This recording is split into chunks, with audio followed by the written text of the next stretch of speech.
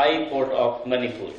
having been appointed Chief Justice of the High Court of Manipur, do swear in the name of God do swear in the name of God that I will bear true faith and allegiance to the Constitution of India as by the law established, that I will bear true faith and allegiance to the Constitution of India as by law established, that I will uphold the sovereignty and integrity of India, that I will duly and faithfully and to the best of my ability, knowledge and judgment,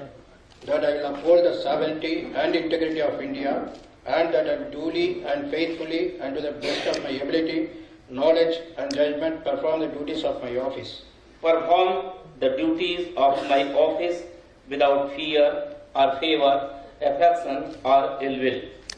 And without fear or favor, affection or ill will, and that will uphold the Constitution and the laws.